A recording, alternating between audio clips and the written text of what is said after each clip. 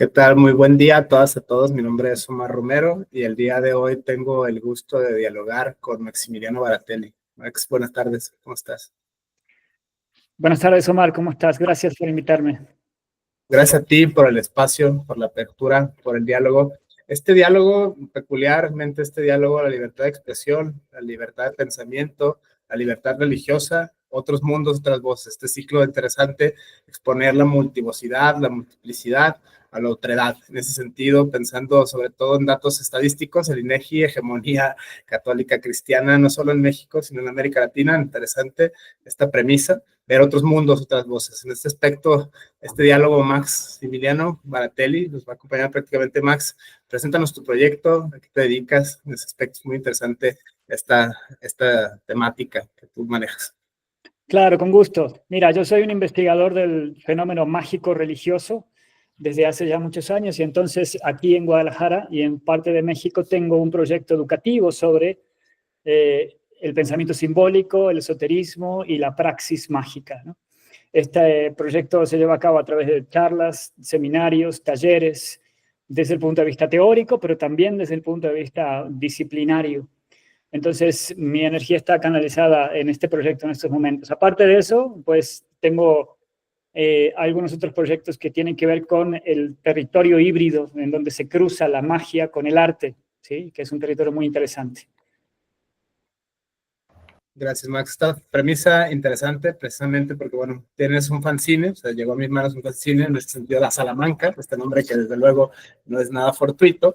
Les puedes platicar de este proyecto, o sea, como divulgación, digamos, formal, porque son escritos serios, es un investigador, es un escritor bastante formado, bastante serio desde este punto de vista, pese a la creencia que existen ciertos ámbitos académicos o en ciertas academias que esta episteme no es válida, ¿no? En ese sentido, por eso esta introducción de otros mundos, otras voces, precisamente defendiendo el derecho humano, dígase de paso, ¿no? Dicho sea de paso, a la libertad, o sea, los derechos de libertad de creencia, libertad de convicciones éticas, filosóficas, religiosas y desde luego la libertad de expresión. En este aspecto, muy interesante, me llamó mucho la atención el nombre, La Salamanca, ¿no? Este fanzine, precisamente el que tengo, la luz occidental sobre las fuentes de la tradición en mayúscula. En ese aspecto se refiere, no sé, al este proyecto, que es mejor que el autor. Max, puedes platicar este tema.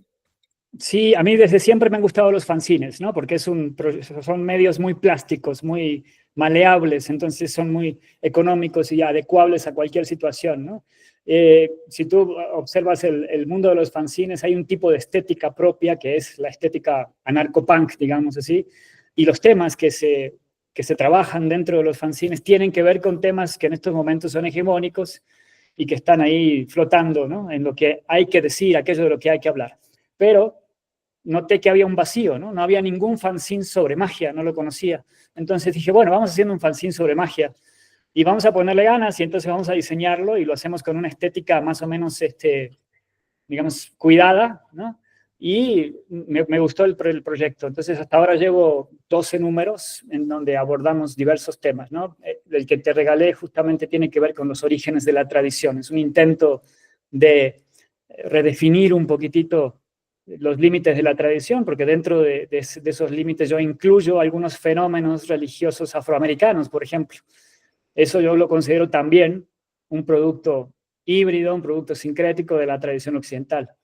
Entonces, esta idea de andar repartiendo fanzines en lugares donde no son estos temas muy comunes, me pareció incluso hasta más punk que lo punk, ¿no? Así vamos hablando de la tradición esotérica occidental y esto es súper punk. Vamos haciendo fanzines. Fascinante este fanzine, como dices, no me llegó a mis manos, gracias a ti, ¿no? En ese sentido te lo agradezco, este obsequio. Me llama mucho la atención esta división cuaternaria que haces en la tradición, por la tradición con mayúsculas, te refieres desde luego a la tradición esotérica, lo que sea que significa, ahora nos esclareces, ¿no? Digamos, este rigor conceptual, herencia del giro lingüístico del siglo XX, de la filosofía analítica, no escapa, digamos, ¿no? Del rasero filosófico, a propósito del anarquismo epistemológico, ¿no? Weyerhaven y tal, contra el método, en ese sentido, ese tributo, ahora que estamos hablando de ser punk, ¿no? En ese sentido, muy interesante la epistemología. Desde este flanco, 4 frentes abres en esto como la tradición, me llama mucho la atención esta premisa mística, hermetismo, alquimia y cábala judeocristiana, ¿no? Desde este punto de vista haré primero un paréntesis, porque hay, si hay compatibilidad o no con la magia y las religiones, ¿no? En ese sentido es muy interesante. En algunas está explícitamente prohibida, ¿no? Ciertos pasajes, sobre todo cuando se leen de manera, digamos, fundamentalista o literal, ¿no? En ese aspecto, con una cierta carga axiológica, con una cierta carga ideológica. Estos temas, dicho sea paso, son semiótica, o sea, lo vamos a tratar desde un punto de vista semántico, o sea, para no, hay poderes y tal, en ese sentido tampoco se elude la carga de la prueba de manera pragmática, eso también hágalo usted mismo, ¿no? En ese aspecto. Pero si nos puedes explicar, Max, estos 4 conceptos, estas 4 vertientes, todas muy ricas, todas muy analizables desde la filosofía, desde la religión, desde luego. Sí, ciertamente. Yo tomo la imagen de la mesa, ¿no? La tradición es una mesa de trabajo. Esa es la imagen que intento explicar un poco en ese fanzine. Y entonces la mesa suele tener 4 patas mínimo para que sea funcional y para que tenga cierta solidez. Entonces, elijo estas 4 patas para configurar eso que necesariamente se debe denominar como tradición y que no es justamente un aparataje limitante, sino más bien una base de trabajo, el lugar en donde me sustento, me paro, me yergo, ¿no? Para poder trabajar. Tradición no es límite en esta concepción, sino que es todo lo contrario, no es límite, sino plataforma, ¿no? Entonces, a partir de ahí, intento construir o renovar este concepto de tradición, no como algo que se repite de manera estéril, sino más bien como una especie de, digamos, de recuento de casos exitosos, ¿no? Por eso incluso pongo cosas que podrían ser como disímiles, como en la misma mesa pongo a los místicos occidentales junto a los alquimistas, ¿no? A ver, esta vieja pregunta de ¿existe tal cosa como magia dentro de la religión? ¿Cuál es son cuestiones estrictamente enemigas? Yo diría que no, porque pues desde el punto de vista fenomenológico, dentro de la magia, toda la parte operativa de la religión es mágica, es completamente mágica, ¿no? A priori, si no tenemos ninguno de los candados lingüísticos que las castas sacerdotales han puesto a su propia práctica, si no tenemos conocimiento de esos candados lingüísticos, lo que vemos al ver un oficiante sobre una mesa, es decir, cuando vemos oficiar una Eucaristía, lo que vemos es un proceso mágico. Si definimos la magia como una tecnología de modificación psíquica, ¿no? En la que el operador combina rituales, símbolos, etcétera, entonces lo que vemos ahí es un acto mágico, definitivamente. Después están, como digo antes, todas estas retóricas que intentan bloquear, como si fuesen candados, el ejercicio ajeno de la magia, ¿no? O sea, cambiándole el nombre, ¿no? Elevándolo semánticamente y adosándole nuevas etiquetas, y entonces la magia o las operaciones mágicas pasan a llamarse sacramentos. Y entonces hay una distinción cualitativa, ¿no? Entre lo que afuera se denomina magia y lo que adentro se denomina sacramento, ¿no? Pero básicamente, desde el punto de vista procedimental, es exactamente lo mismo. Exactamente lo mismo. Los componentes son los mismos, los procesos son los mismos. Y digo, a ver, para decirlo más claramente, si convertir a Dios en una galleta, ¿no? Si convertir una galleta en Dios no es magia, entonces, ¿qué es, por Dios, ¿no? Entonces funciona igual, ¿no? La magia está presente dentro de las religiones, y esto lo han aseverado de una manera muy lúcida los ingleses que impulsaron la magia del caos, que se dedicaron a analizar estos procesos y lo hicieron de una forma muy minuciosa. Entonces la magia está todo el tiempo presente dentro de las religiones y constituye esta dimensión procedimental y operativa, ¿no? Es decir, lo que se hace dentro de las religiones es magia. Después está lo que se cree y cómo se cree, que son las modulaciones del dogma, ¿no? Que son simplemente herramientas, pues es una manera de modular la creencia, ¿verdad? Hoy en día siempre estamos acostumbrados a utilizar la palabra dogma de manera peyorativa, ¿no? Como algo, digamos, no hacemos mucha distinción entre axioma y dogma, como si todo fuese igual, ¿no? Como si todo fuese lo mismo, algo que hay que creer de manera irracional y sostenerlo contra toda evidencia. Y en realidad el dogma no es eso, ¿no? El dogma es una herramienta de contemplación, es una herramienta que educa la atención y que está más allá de cualquier afirmación o negación, ¿no? Es una categoría que no distingue afirmación o negación, ¿no? Es una herramienta, se utiliza, ¿no? Que como todas las herramientas, si yo la guardo y la tengo en la mano, pero no la utilizo, no sirve de nada, ¿no? Es esa la diferencia. Entonces, efectivamente, la magia está muy presente dentro de las religiones, aunque y a pesar de que las propias categorías, de las propias castas sacerdotales digan lo contrario. ¿Sí? Esos son los manejos del lenguaje, ¿no? Cuando yo quiero distinguir y elevar lo que yo hago por encima de lo que hacen los demás, entonces lo llamo de manera distinta. Digo, es el viejo truco de cambiar el lenguaje para modificar la realidad. ¿Cierto? Pero que algo es algo, esto está muy claro. Fenomenológicamente es lo mismo un ritual fuera o dentro de las religiones. Es un ritual, por lo tanto, es magia. Fascinante esta premisa, me hace pensar, primero, la maleabilidad del lenguaje, voy a citar tu categoría, los candados del lenguaje, la multivocidad, en este sentido la tradición, en este caso la tradición esotérica, vamos a pensarla desde la tradición gadameriana, es decir, como hermeneutas, ¿no? En ese aspecto, estamos tratando de ceñir un símbolo, un signo, o semiótica, y toda semiótica se reduce a antropología, por lo tanto, entonces tenemos la segunda premisa, que esto es transdisciplinario, o sea, esto es estética, hay psicología, hay estudios comparativos de religiones, hay historiografía, hay un montón de habilidades de pensamiento muy interesantes, todas ellas muy fascinantes, y universos discursivos muy profundos, todos también ellos, dicho sea de paso, que esto hace muy complejo el fenómeno. En ese aspecto me llama esta categoría, vuelvo, ¿no? Pienso en Wittgenstein, Ludwig Wittgenstein, los juegos del lenguaje, está precisamente este filósofo, precisamente jugaba con la mística y el lenguaje, ¿no? En ese sentido, tuvo la guerra y otras peculiaridades, ¿no? Quizá algunos especulan que ver la muerte de cerca te vuelve medio místico y tal, ¿no? En ese aspecto, eso es otra premisa, otra lectura, pero vamos a jugar con estas dos categorías, ¿no? En ese aspecto, la hermenéutica, la noción de la tradición esotérica y la hermenéutica en sentido gadameriana, cómo es que uno se puede apropiar de estos símbolos, cómo es que uno se puede apropiar de estas realidades lingüísticas. Me llama mucho la atención esto que dices, ¿no? Cuando el viejo truco de cambiarle el nombre a las cosas, pienso, no sé, en Nietzsche, o sea, por ejemplo, la voluntad del poder y la genealogía de la moral, precisamente son temas bastante nietzscheanos estos, aquellos que nombran las cosas, ¿no? La genealogía de la moral, la transmutación de los valores, en este aspecto, pensando sobre todo en estas epistemes, otras, estas formas de estar en el mundo, estas libertades, ¿no? De conciencia, concepciones filosóficas y demás. ¿Cómo es que, jugando con esta multivocidad de los términos, cómo es que podemos apropiarnos de estas realidades? En ese sentido, mencionabas hace rato, citando uno de tantos sistemas, a los caoístas, ¿no? Lo más postmoderno, los más recientes, cómo es que uno se puede apropiar de estos símbolos para producir el fenómeno de la magia. En ese sentido es muy interesante escuchar. A través de la praxis, ¿no? La praxis es una tarea continuada que tiene como marco el esfuerzo disciplinario. Es la única manera de apropiarse del fenómeno.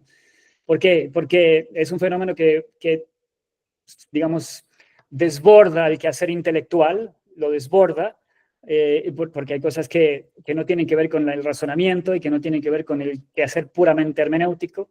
Entonces, es un fenómeno que debe abordarse por un lado teóricamente, pero fundamentalmente la magia es praxis, la magia es práctica. Entonces, el criterio para juzgar una práctica es el efecto, ¿sí? Los efectos son el criterio esencial con el que podemos trabajar con este fenómeno, ¿no? Si algo da resultados, si algo produce un cambio, si algo genera una mutación, entonces debe seguir siendo practicado. Si algo no lo hace así, entonces se descarta y se cambia de lugar. Entonces, a ver, la magia no es nada más que un ejercicio del intelecto, ¿sí? Podemos categorizar, organizar el fenómeno a través del ejercicio del intelecto, pero fundamentalmente la apropiación de la praxis mágica tiene que ver con establecerse dentro de una disciplina. Entonces, para establecerse dentro de una disciplina tenemos antecedentes, tenemos precedentes, ¿no? Tenemos gente que ya practicó. Y esa gente que ya practicó se expresó en un lenguaje determinado, y ese lenguaje estaba aglutinado dentro de un conjunto de símbolos surgidos dentro de una cultura particular, en este caso Occidente, la cultura judeocristiana en este caso. Entonces, eso es lo que denominamos tradición, ¿sí?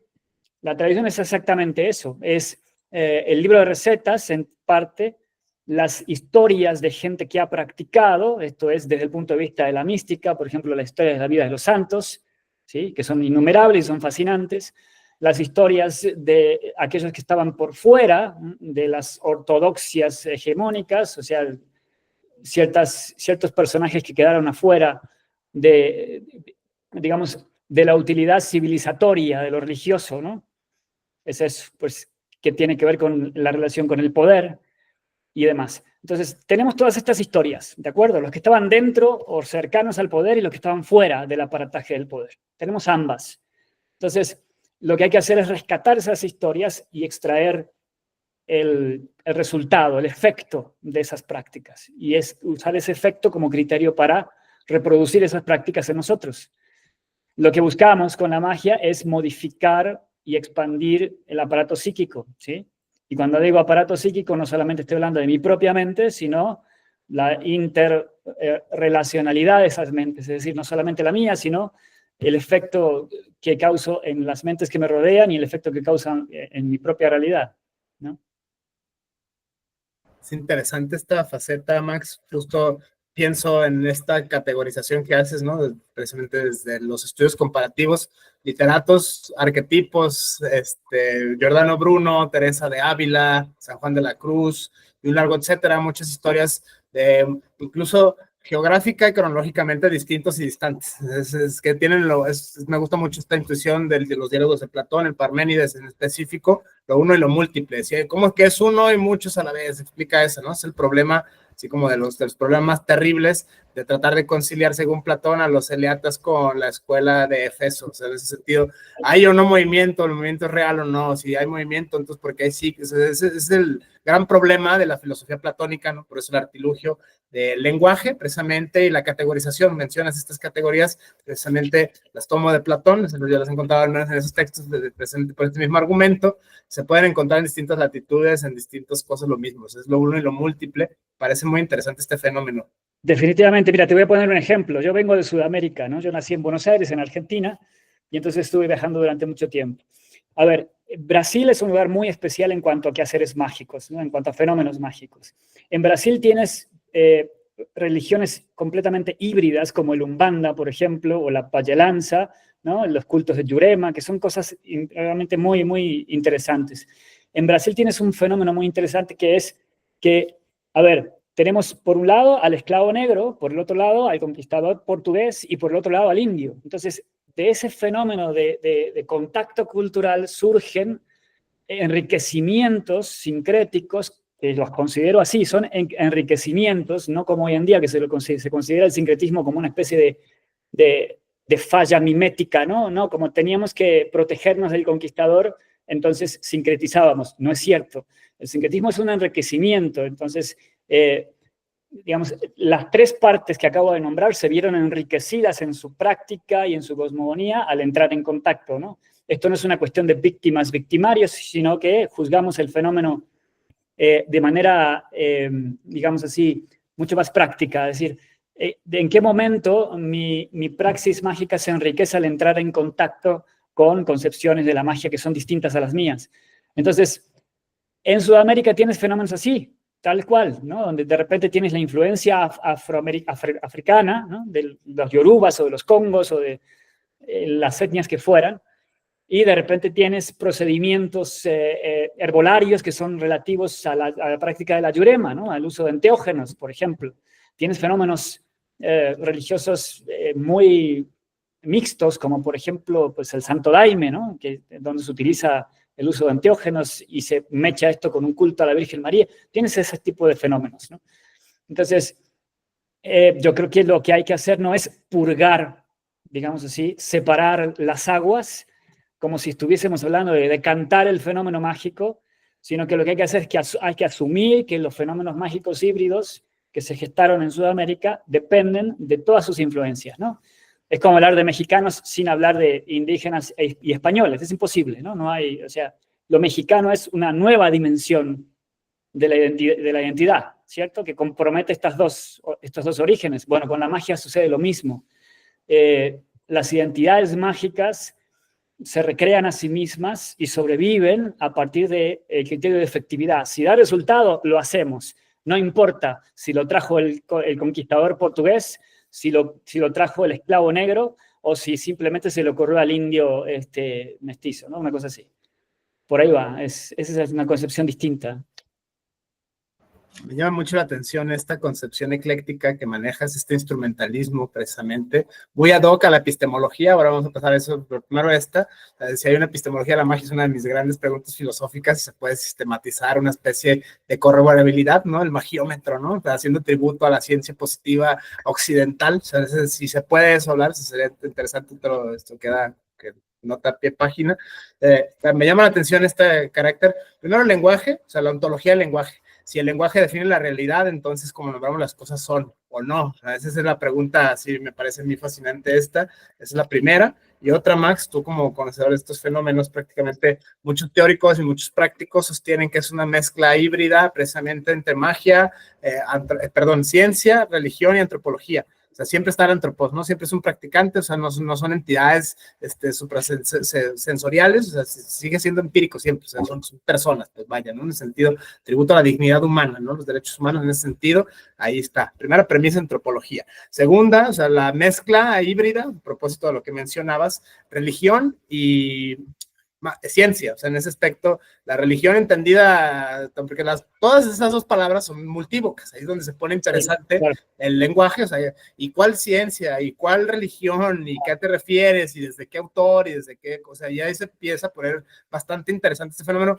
Por eso esta categoría de análisis del uno y lo múltiple de Platón me parece fascinante. El Parménides de Platón, de los diálogos más difíciles de Platón, en ese sentido me atrevería a sostener eso, es dificilísimo seguirle el paso, sobre todo por la estructura y tal, pero bueno, el problema filosófico es ese. O sea, si es uno y múltiple, si es un fenómeno mágico, si hay una tradición, si hay un primigenio, porque esto se pierde incluso en la historiografía, las categorías de la historiografía no alcanzan incluso para marcar este fenómeno, ¿no? Que si Memphis, que si los sumerios, que si más antes, etcétera, etcétera, que si las cavernas, que si los aliens, hay gente todavía, o sea, en ese aspecto es muy interesante esta, digamos, maleabilidad de las categorías científicas a través del uso del discurso, a través del lenguaje. O sea, es la primera premisa. O sea, que el lenguaje está encima de la ciencia. La primera, o sea, como hay una primacía.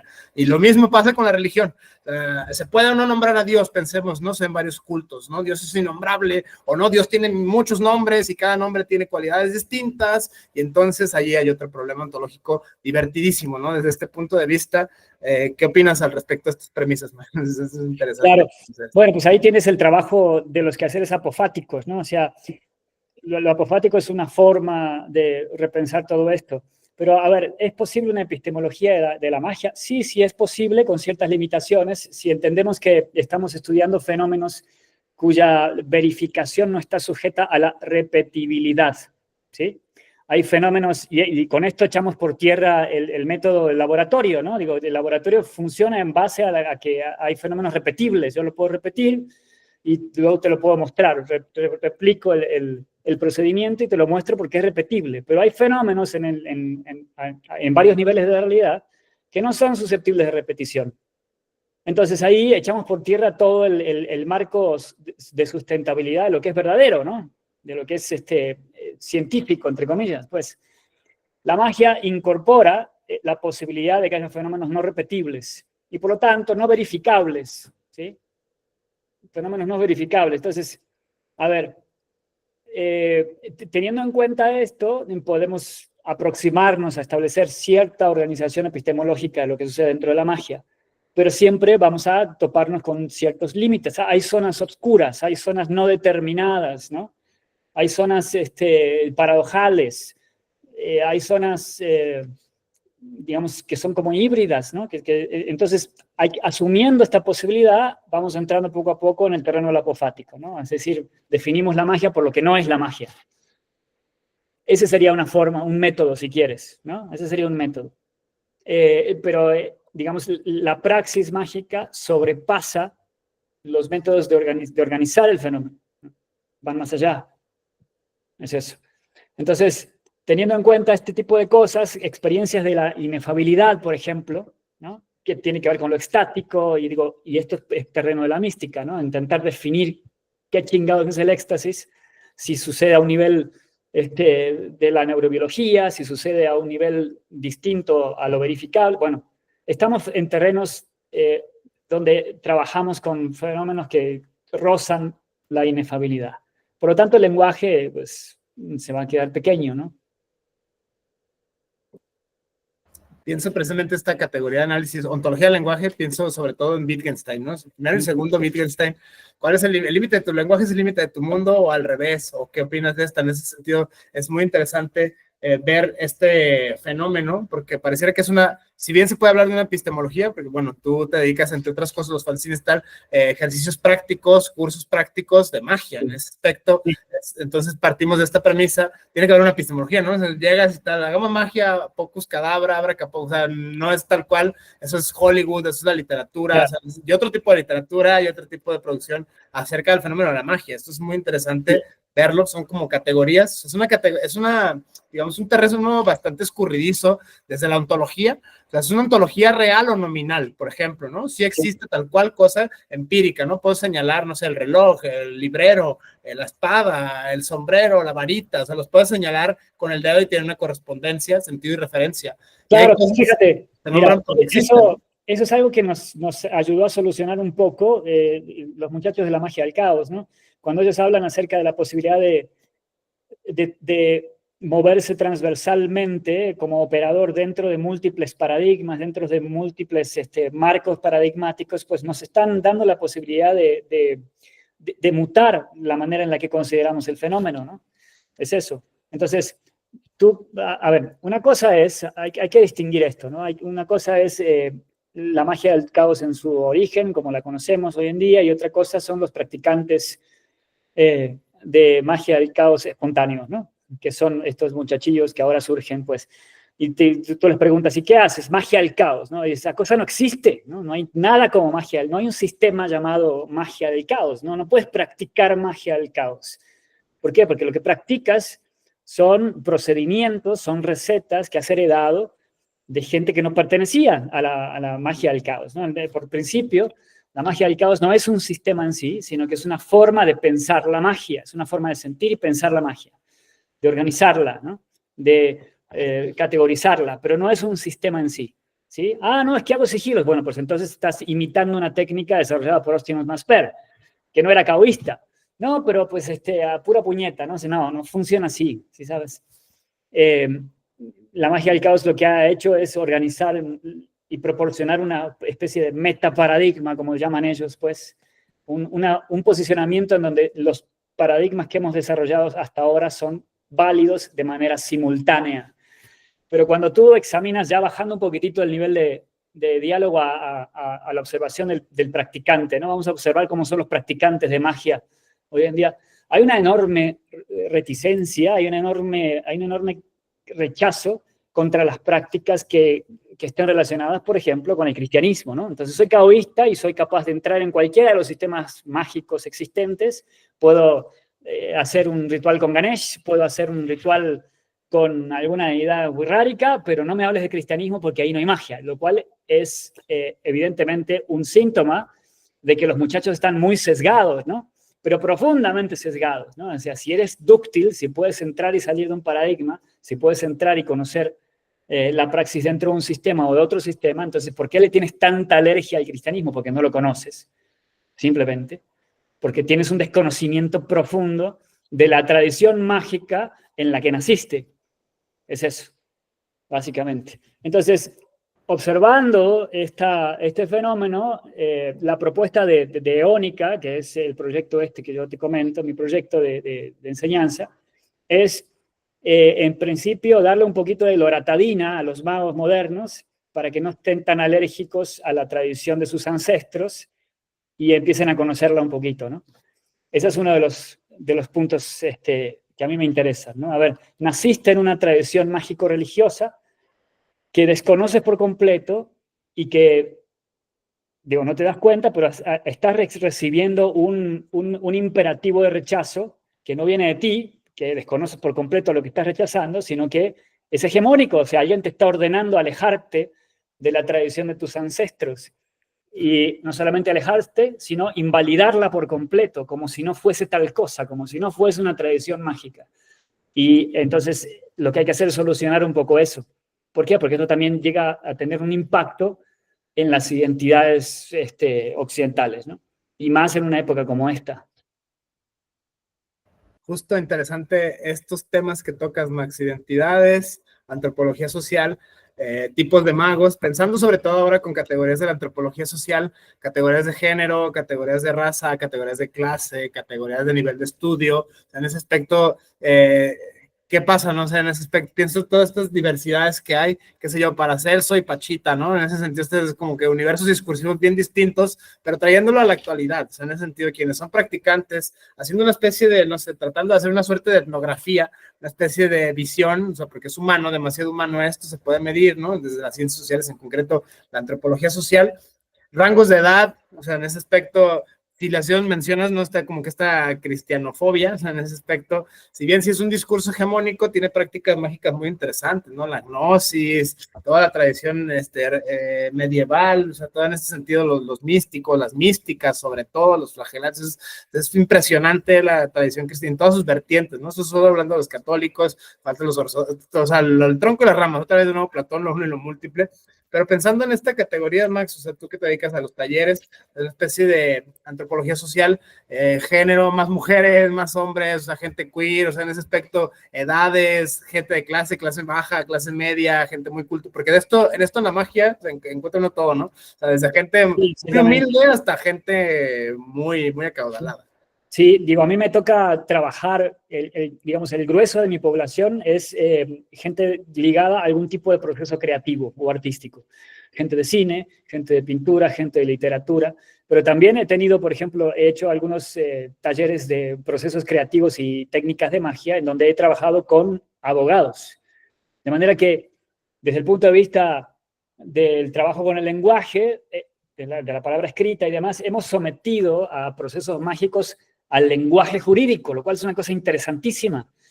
Trabajábamos con contratos, ¿no? Entonces yo, por ejemplo, intenta enseñarle a un abogado quién es William Burroughs, ¿no? Y cómo se ejecuta un CATAP, ¿no? Entonces agarrábamos contratos o sentencias jurídicas y las sometíamos a CATAP. Y el resultado es realmente sorprendente, ¿no? Para situarlo un poquito, el CATAP es una técnica literaria desarrollada por estos magos, el que acabo de nombrar, William Burroughs, que es un gran escritor de la generación Beat, en donde, digo, él no lo inventa, digo, esto ya viene de Tristán Tzara y los surrealistas, pero lo que se hace es dividir el texto, que originalmente tiene una cierta coherencia, y entonces reorganizar el texto a través de movimientos un tanto azarosos, ¿no? Entonces, cuando tú haces eso con un texto literario, dices, bueno, vamos generando una nueva sintaxis. Pero cuando tú haces eso con un texto jurídico, el resultado puede ser realmente novedoso, sorprendente, ¿no? O sea, sometamos el resultado de la praxis jurídica a un proceso mágico, ¿no? Y modifiquemos de alguna forma todo el campo semántico. Entonces, este ejemplo te lo pongo porque, digamos, para contarte de que se puede trabajar en la magia con cualquier tipo de gente, ¿no? Fascinante esta técnica y que también pienso que no es nuevo, ¿no? Nada nuevo bajo el sol, decía aquel, o sea, en ese aspecto, en la Cábala, por ejemplo, ¿no? Las técnicas, o sea, para quien lee la Torá o la Biblia, como le quieras llamar, ¿no? Tanaj, etcétera, se puede leer en clave numérica o se puede leer en claves semánticas, ¿no? Todo se multiplica la apuesta, a propósito de las tradiciones, en ese sentido, o sea, estas formas, varias, distintas, otras, muy, muy peculiares, o sea, la numerología, en ese aspecto la semántica, o sea, jugando precisamente con el lenguaje, el metalenguaje, incluso jugando con el metalenguaje, que es el lenguaje de las matemáticas, que algunos dicen, bueno, eso es infalible, eso es imposible, o sea, hay mucha, digamos, sobre todo pienso estos fenómenos de la magia, o sea, desde el punto de vista del lenguaje, desde su rasero ontológico y desde su rasero epistemológico. O sea, si algo es, ¿cómo lo explicas? Y al revés, o sea, en ese sentido es algo muy particular. Claro, se puede hacer ingeniería inversa, ¿no? Con esas cosas. Pero el ejemplo de la cábala es realmente interesante porque los muchachos lo que hicieron fue introducir dentro de su marco filosófico y teológico concepciones de la divinidad que no tenían nada que ver con el judaísmo ortodoxo, ¿no? Pero aún así generaron un sistema de soporte a través de un procedimiento completamente arbitrario como es la gematría, con ciertas reglas internas, ¿no? O sea, hay ciertas armonías, pues, pero no deja de ser completamente arbitrario, ¿no? Entonces, sometieron la escritura sagrada a esta especie de juego, esta especie de construcción lúdica, ¿no? Con ciertas reglas internas, como todo juego.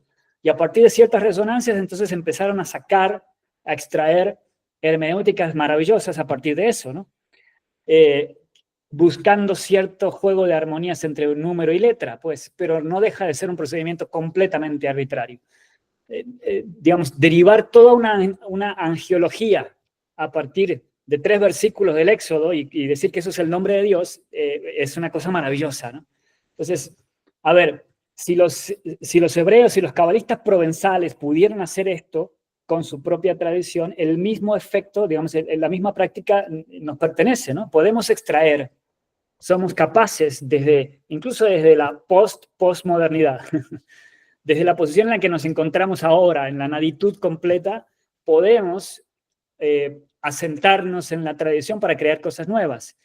Esto es así, digo, a ver, es lo mismo que yo le digo, por ejemplo, a la gente que practica arte, ¿no? Si no tienes nada que decir, ve a los clásicos, por favor, ¿no? O te callas, o haces silencio, o te vas a los clásicos, cabrón, ¿no? Pero deja de hacer ruido, pues. Ese es mi consejo a los artistas, ¿no? Si no tienes nada que decir, no recurras al discurso hegemónico. Mejor vete a los clásicos, que ahí hay muchas cosas dichas y que te pueden enseñar mucho, ¿no? Y con la magia funciona igual. Si tú no tienes nada que guíe el proceso disciplinario, vete a los clásicos, que los clásicos siguen teniendo valor. Siguen teniendo valor. Fascinante esto que dices ahora, categorías filosóficas, ¿no? Esta multidisciplinaridad está divertidísima. La postmodernidad, sobre todo pensándolo estos muchachos, como lo mencionas, de la magia del caos, 1970, estamos hablando, no sé, Lyotard, estamos hablando de Cioran, estamos hablando de esta serie de autores que hablan precisamente de la muerte, del fin de la historia, o sea, muchas cosas por el estilo. Se acabó el estilo, ya no hay un canon, ya todo se vale, o sea, moralmente, éticamente, epistemológicamente, ontológicamente, en ese sentido, es la postmodernidad. Me gustó esta categoría, desde este flanco. ¿Cómo se puede pensar esto si no hay método, ¿no? Si no hay una sola, digamos, hay reglas, ¿no? Tenemos el ABC y el 1, 2, 3, tenemos el magiómetro, vamos a medirlo, tributo a la ciencia positiva occidental, o sea, en ese aspecto, ¿cómo se miden estos, no? En sus efectos, dices, ¿no? Causa y efecto, citaste la fenomenología de Husserl, o sea, lo vivo, porque a mí me pasa, o sea, en ese sentido está involucrada también la experiencia y hay muchos estudios sobre todo esto, el arte, la mística y la psicología. Estos 3 universos discursivos están así que el sujeto, están en la realidad o son formas. Pensémonos en cualquier tipo de invocación. Vamos a invocar a X entidad. Sí pasó, ¿no? De repente se manifiesta físicamente algo, alguien o alguien. O sea, en ese aspecto es, inciso A, ¿no? Inciso B, pasa que nada, o sea, nada de nada. Sí, un entusiasmo febril. Inciso C, o sea, pasan estados alterados de conciencia, el famoso trance, la famosa gnosis, y inciso D, todas las anteriores, ¿no? Ese aspecto, claro, mira, a ver, tú puedes deconstruir todo lo que quieras, vamos a usar esa palabra tan derridiana. A ver, deconstruyamos, no, desconstruyamos un carajo, ya está todo desconstruido, ¿sí? No hay nada que deconstruir, no hay un carajo que deconstruir, déjame de joder con eso. ¿Por qué? Porque al final de la deconstrucción te vas a topar con la naturaleza y la naturaleza tiene una estructura predatoria. Y la estructura predatoria, por más que desconstruyas, te va a hacer, o sea, te va a topar con el cuerpo, ¿sí? El cuerpo no se puede deconstruir. Si deconstruyes por completo el cuerpo, desconstruyes el cosmos por completo. Entonces no hay experiencia, no hay otredad y todo ese tipo de conceptos que están ahí montados sobre la experiencia cósmica, ¿no? Que es lo mismo que la experiencia física. A ver, lo que te quiero decir es esto. La naturaleza tiene una estructura y tiene un tipo de comportamiento muy definidos, que es el comportamiento predatorio, en donde el criterio es la fuerza, ¿sí? El más grande se come al más chico, el más astuto se come al que está desorientado, ¿de acuerdo? Entonces, el final de la experiencia topa con eso, con un nivel de intercambio de fuerzas predatorias. Si no hay con qué defenderse frente a esas fuerzas predatorias, entonces ahí tienes la disolución del yo. Te comieron, ¿no? Punto. Vino el tiburón y te comió. Entonces ahí no hay nada más que deconstruir, porque no hay nadie que vaya a deconstruir absolutamente nada. ¿Me explico? Entonces, si topas con la naturaleza, la naturaleza pues te va a dar un par de palmadas en el culo y esto no lo vas a poder evitar. No lo vas a poder evitar. Por más que cargues tu yo y tu identidad con un montón de lenguaje, la naturaleza va a estar ahí, ¿de acuerdo? Y ese es el límite. Entonces, a ver, si queremos desarmar el control remoto como cuando éramos niños, ¿no? Lo queríamos desarmar para ver qué hay adentro. Bueno, pues ahora el trabajo, una vez que ya está todo por completo desarmado, lo que hay que hacer es la ingeniería inversa del desastre que hicimos, ¿no? Porque al final lo que hay es una especie de desastre que deja a la criatura completamente desorientada, ¿sí? Y la naturaleza no tiene por sí sola ningún sentido, no significa absolutamente nada. O sea, si tú contemplas la naturaleza no sugiere a Dios, ¿no? Como dicen los creacionistas. No, no, no. Yo veo la naturaleza y de la contemplación de la naturaleza no surge la idea de Dios. Yo tengo esa idea y la proyecto sobre la naturaleza, entonces siento resonancia. Entonces pasa lo mismo, ¿no? Estamos sometidos, digamos así, en términos de contingencia a una realidad física. Esa es la raíz del asunto. Y por lo tanto, esa contingencia no la vamos a poder evitar, por más que el transhumanismo diga lo mismo, ¿no? por más que diga lo contrario, no se va a poder evitar, por el momento al menos, ¿no? Entonces, topándonos con la naturaleza, hay que aportarle, hay que proyectar sobre la masa de la naturaleza un significado. ¿De acuerdo? ¿Por qué? ¿Hay necesidad de eso? No, no hay necesidad, pero es más divertido, ¿sí? Es mucho más rico, es enriquecedor.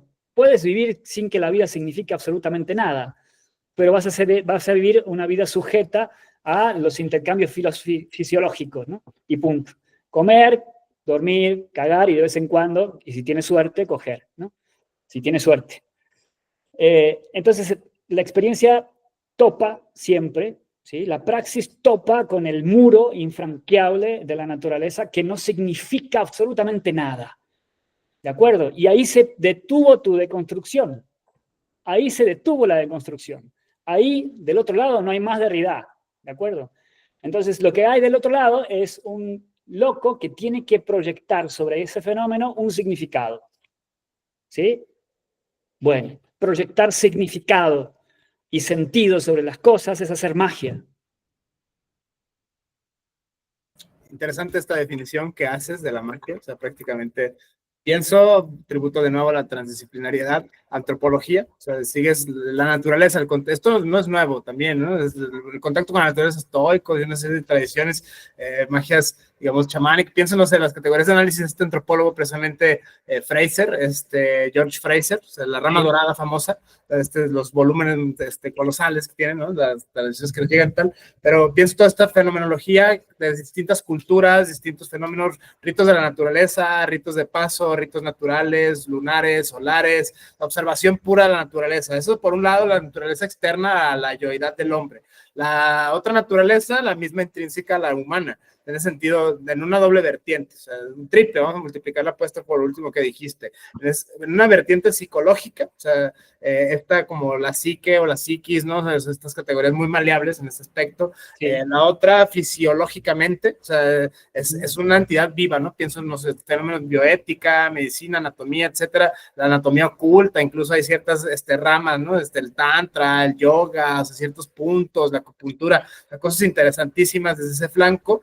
Y la otra, desde luego, simbólica, o sea, ese aspecto, el lenguaje, o sea, cómo imprimir el lenguaje matemático, la gematría, el notaricón, todos estos símbolos, sigilos de distintas tradiciones, ¿no? En distintas latitudes, no sé, ciertos mantras, ciertas resonancias, o sea, la recitación de cantos, todo esto es antropología, o sea, prácticamente, ¿por qué? Porque prácticamente es lo que hace el ser humano, o sea, desde ese punto de vista, me llama mucho la atención, Max, esta ligación que haces, como hemos pasado, ¿no? Por distintas ciencias, las que están en boga, o sea, no estamos hablando de, o sea, para quien pueda pensar que esto, no sé, no tiene valor epistémico, o sea, es la refutación inmediata, precisamente utilizando la epistemología transdisciplinaria del siglo XXI, desde este flanco, se liga con la post-verdad o la postmodernidad, que es, estas categorías se vuelven muy dúctiles, ¿no? Mencionaba hace rato el derecho dúctil, ¿no? Este libro de Zagrebelsky, por ejemplo, o sea, cómo las mismas categorías se pueden aplicar en distintos flancos, pero esta me llama mucho la atención, Max, la antropología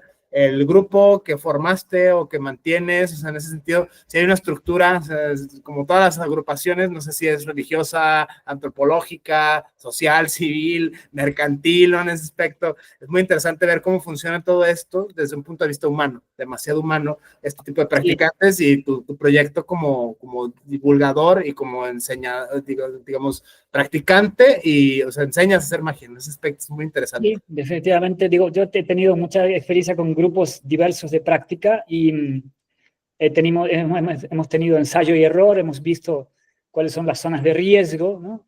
Y demás. Entonces, hemos desarrollado un sistema de disciplina y de enseñanza de la praxis mágica que se reduce a grupos pequeños que trabajan por un tiempo determinado.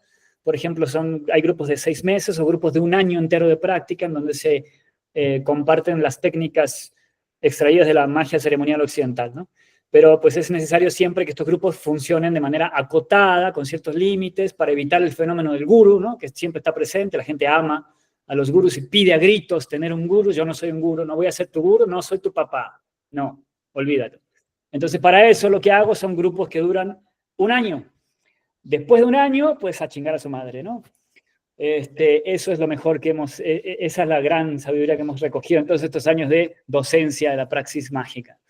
Efectivamente. No, hablando en serio, es necesario pues que los grupos se asuman, se constituyan, luego operen y luego se disuelvan, ¿no? Para que no se anquilosen como la mayoría de las órdenes mágicas, ¿no? En ese sentido, yo también estoy muy interesado en los fenómenos de vanguardia que hay dentro de la magia. Dentro de la magia, como en el arte, hay fenómenos de vanguardias. Por citar alguna, ¿no? La DKMU, que es la más reciente que surgió en Estados Unidos en los años 2000. Estas se definen a sí mismas como corrientes, ¿sí? Que están surgidas dentro de un contexto tradicional, pero que son de movimiento espontáneo, ¿no? O vanguardias como, por ejemplo, las estructuras de The Temple of Psychic Youth en Inglaterra, ¿no? El Templo de la Juventud Psíquica, con Genesis P. Orridge, un ingeniero mágico muy impresionante, una figura sumamente interesante, que hoy en día se la está intentando rescatar desde el punto de vista del discurso de género, por esta cuestión de la plasticidad y el ámbito queer, cuando en realidad el fenómeno de Genesis P. Orridge va mucho más allá. A mí me irritan un poco estas especies digamos así, de operaciones quirúrgicas forzadas que se hacen con figuras que nada tuvieron que ver con el discurso queer, pero se los quiere hacer entrar a huevo, ¿no? O sea, todo es feminismo y todo es queer. No, no es cierto, no es cierto, en absoluto. Pero bueno, a donde voy es a esto. Hay vanguardias dentro del mundo mágico, ¿no? Entonces, estas vanguardias operan no como órdenes específicas, una orden, hay que decir esto, una orden dentro del mundo de la magia tiene una jerarquía, una estructura fija, etcétera, y una durabilidad indeterminada. Bueno, dentro del mundo hay corrientes. Estas corrientes se definen justamente a través de la experimentación, ¿sí? De repente hay un mago que descubre algo, se juntan algunos de manera espontánea, de diversa índole, y empiezan a crear. ¿Qué empiezan a crear? Empiezan a crear, por ejemplo, un panteón distinto, como en el caso de la DKMU. Crearon sus propios dioses esos cabrones. O sea, estoy hablando de las primeras generaciones de la DKMU, ¿no? Después, con el tiempo, las cosas se degradan, todo se vuelve un poco adolescente, ¿no? Pero en su medida justa, la vanguardia posibilita pues la plasticidad del mundo mágico. Hay nuevos símbolos, hay nuevos dioses para representar viejas verdades. Entonces, la magia puede renovarse, ¿sí? Cada cierto tiempo surgen estas vanguardias y crean sin una estructura definida, sin una estructura jerárquica definida, sino en base a pues la emoción espontánea, ¿no? De repente hay muchos magos que se juntan y generan algo nuevo. Y eso habla muy claramente de que la magia está viva.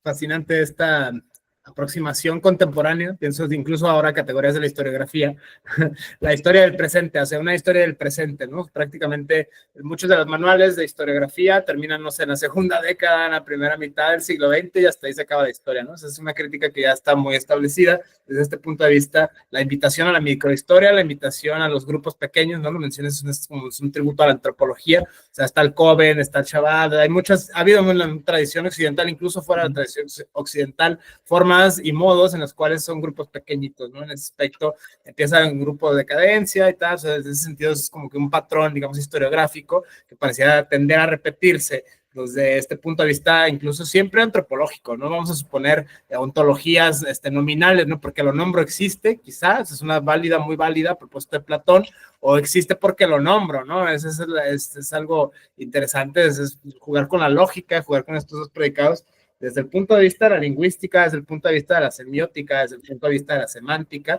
porque estos son signos y son signos utilizados por antropos. En ese aspecto no hay nada más allá. O sea, no, quien diga lo contrario, quizás otra cosa, porque precisamente pienso, Max, análisis crítico del discurso, o sea, cómo uno compra estos discursos, ¿no? En ese aspecto, la epistemología lo jugamos al principio, ¿no? Estas epistemologías hegemónicas, estas categorías de análisis, alguien puede reflejar, es que esto no es tan autor reconocido, ¿no? En comillas, ¿no? En ese sentido, estas personas que se aferran a ciertas categorías de análisis académico-centristas, ¿no? O no sé, sentidos que vienen todos de la academia y tal, o que también tiene su validez, que también tiene su punto de verdad, sin embargo, incluso gente muy académica cae a la magia. O sea, eso es algo muy divertido verlo desde tu punto de vista, Max. ¿Cómo explicas este fenómeno? Sí, mira, por ejemplo, en México, vamos a hablarnos de una forma más local. En México tienes varios fenómenos mágicos, ¿no?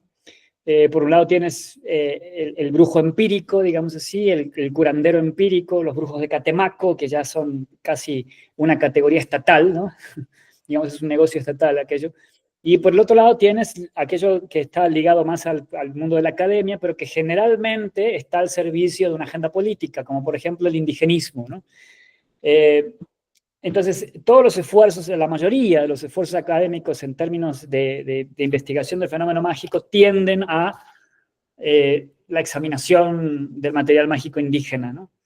Porque ahí están las becas, claro. Pero bueno, entonces, en el medio de estos dos extremos, ¿sí? En el medio de la academia y del otro lado de la brujería empírica, tienes el espectro disciplinario. ¿Qué pasa con la gente que no quiere un hecho mágico aislado, no quiere un amarre, digamos así, y que no quiere una agenda política académica, sino que quiere una disciplina personal? ¿Sí? Gente que busca una disciplina personal y que por alguna u otra razón descree de las castas sacerdotales que son oficiales y que deberían estar cuidando la transmisión de la tradición, ¿no? Como puede ser o tanto en México el catolicismo más común o las instituciones evangélicas, etc. Si alguien quiere aproximarse a una praxis, a una práctica, y no confía en lo que hay disponible, digamos así, pues entonces queda un vacío, ¿sí? Que es el vacío de la disciplina. A ver, ¿qué puedo hacer a nivel mágico para fortalecer mi aparato mental, digamos así, ¿no? Entonces, ese es el aspecto que Eónica intenta cubrir. Es posible generar una praxis mágica, es posible situar los fundamentos de una disciplina personal que me mantenga fuerte a un nivel mental, que me mantenga fuerte a un nivel energético, que me mantenga fuerte a un nivel mágico, ¿no? Entendiendo la magia, como dije al principio, como una tecnología de modificación y expansión psíquica. Entonces eso es posible y esa es la apuesta de Eónica. ¿De dónde sacamos los procedimientos con los que organizamos el curso, digamos así, el curso disciplinario? Pues los extraemos de la tradición, y la tradición en este lugar en el que estamos, pues se nutre de la magia ceremonial occidental, se nutre de la magia del caos, se nutre de la labor que hizo MacGregor Method en Inglaterra, y se nutre, por supuesto, de todo el bagaje de las praxis místicas, ¿no? de lo que en el cristianismo se denomina la ascética, ¿no? La teología ascética. Todo eso está ahí y está disponible, ¿sí? Y está disponible en lenguajes asequibles para nosotros. Muchas veces buscamos en Oriente, ¿sí?, cosas que tenemos en casa, o buscamos en el Islam, por ejemplo. Yo tengo muchos amigos sufis, que el sufismo es una cosa maravillosa, y algunos de ellos me han dicho, si yo hubiese descubierto una cosa así en el cristianismo, me quedaba en el cristianismo. Me quedaba ahí, ¿sí? Si yo hubiese descubierto que podía ser dhikr, o sea, que podía ser el canto de los nombres sagrados en el cristianismo, me quedaba ahí y no era necesario la conversión a una religión extranjera. Entonces, atendiendo a ese fenómeno, yo cuando me dijeron eso dije, bueno, hay que hacer algo para que la gente sepa que también hablando español así bien castizo, se puede nombrar a Dios, ¿no? Se puede nombrar las dimensiones internas en un perfecto y florido castellano, ¿no? Esa es la razón por la cual fundé Eónica, para rescatar, ¿no?, digamos, los fundamentos de la tradición que están en aparente agonía, pero que en realidad sigue viva, ¿no? Quizá no está presente de la manera en que lo esperamos dentro de los ámbitos del clero oficial, que deberían ser los guardianes de esto que estoy diciendo, pero más allá de eso, digamos, a ver, todo empezó en una casa, ¿no? Todo empezó en una casa, no en el templo, ¿no? Esto no empezó en el templo mayor, empezó en la casa, en cualquier casa de un barrio de Jerusalén, ¿no? Entonces, teniendo esa premisa, podemos volver a recuperar toda esta serie de enseñanzas y de técnicas y volverlas a meter dentro de la casa, ¿sí?, de donde nunca debieron haber salido, o quizás sí, digo, hay una función civilizatoria, ¿no?, en la religión que es necesaria. Pero la civilización ya está puesta ahí, nacimos en ella, tenemos un subconsciente judeocristiano que está ahí y no se puede negar, por más queer que seas, no lo puedes negar, está ahí debajo, porque a la hora de los palos lo que haces es apelar a una moral que se desprende de un valor del individuo que pues te lo enseñó el cristianismo, eso, no lo puedes negar. Entonces, la tarea consiste en eso, en recuperar no ya el pasado, porque es imposible recuperar el pasado, tampoco es deseable ir hacia el pasado. Yo no quiero volver al Renacimiento, para nada. Yo quiero estar aquí, pero también quiero expandir mi lenguaje, ¿no? Y expandir mi lenguaje implica también expandir la manera en la que me relaciono con el infinito de una forma disciplinaria, ¿no? Ese es el objetivo de Eónica, es eso. Fascinante esta premisa, Max, me hace pensar en esta cita súper famosa de Martin Heidegger: el lenguaje es la casa del ser. O sea, es este sentido, ontología nominal, ontología lingüística. Y la pregunta obligada, Max, como fundador de Eónica, este proyecto que tienes de recuperar, de difundir, de enseñar, de aprender, ¿no? Llamas la mente intersubjetiva, llaman algunos autores, no solo los particulares, el infinito y la intersubjetividad. Es lo uno y lo múltiple, es interesantísima siempre esta categoría. Si se puede a distancia esto, Max, o sea, pensando sobre todo tú, como todo el mundo, muchas veces migrantes, ¿no? Somos migrantes simbólicos, somos migrantes geográficos, en ese sentido de creencias, en ese aspecto. Muy interesante esta noción de la migración como una amplitud antropológica profunda. Si se puede practicar estos fenómenos a distancia, ¿no? Pienso, no sé, como tributo a los espiritistas, ¿no? En ese aspecto. Si se puede esto, no sé, gente que está en otros países, gente que está en otras ciudades, para pensando en alguien que le pudiera llegar a interesar tu proyecto de Eónica. Sí, claro, sí se puede. Pedagógicamente es posible monitorear y guiar a una persona en los puntos básicos de la recuperación de la tradición mágica. Sí se puede. Entonces, digo, tenemos tecnología para hacerlo, entonces, por supuesto, hay ciertos límites, ¿no? Hay ciertas operaciones que requieren un vis-a-vis, un tete-a-tete, entonces, eso sí, son cosas aparte, pero la base de la recuperación de las praxis más originales sí son perfectamente factibles a distancia. Entonces, sí se puede, sí, no hay problema con eso. Fascinante. Como premisa, digamos, una especie de fin, ¿no? En este aspecto, este diálogo es bastante interesante, al menos para mí, desde este punto de vista. ¿Qué es lo que sigue, Max? O sea, ¿tienes en mente algún proyecto ahora, un curso? Porque has hecho varios, ¿no? Magia goética, o sea, magia del caos, cábala, o sea, mística, hermetismo. Son distintos proyectos, volviendo a esta idea de lo uno y lo múltiple, tarot, ¿no? O sea, en esa numerología, o sea, varias cosas. ¿Qué es lo que sigue, Max, en ese sentido? Es lo que es lo más inmediato que tienes en mente. Lo próximo es recomenzar el ciclo de clases a partir de julio, o sea, ya estamos ahí. La semana que viene comienzan otra vez los ciclos de clases. Hay un ciclo de clases ya organizado de 10 clases como para tener una aproximación básica a los fenómenos mágicos, ¿no? Entonces, comenzamos con la historia de la magia número 1, pues, que es lo que tenemos programado. Después hablamos un poco acerca de magia del caos, magia goética, magia enoquiana, hablamos de sistemas adivinatorios y demás, pero recomenzamos otra vez este programa de 10 clases, entonces están invitados, pueden contactarme por redes y podemos hablar acerca de eso. Entonces, seguimos ahí, seguimos enseñando. Muchísimas gracias, Max, por este espacio. A manera de conclusión, no sé si deseas añadir algo más, o sea, de este sentido. De mi parte, no me queda más que aprender y seguir estudiando. No hay atajos de ninguna clase. Disciplina es la clave. Genial. Muchísimas gracias, Max, por este diálogo, por esta apertura acerca de tu trabajo, o sea, como artista, como divulgador de la magia, como investigador, como escritor, en este sentido, como performático, es muy complejo, muy interesante el proyecto de Ónica, de Magia a Distancia, incluso se puede. Me queda más que agradecerte, Max, por el espacio, por la apertura, por el diálogo. Muchas gracias a ti, Omar, y estamos en contacto entonces. Gracias. Diálogo con Maximiliano Baratelli. Saludos a todas y todos.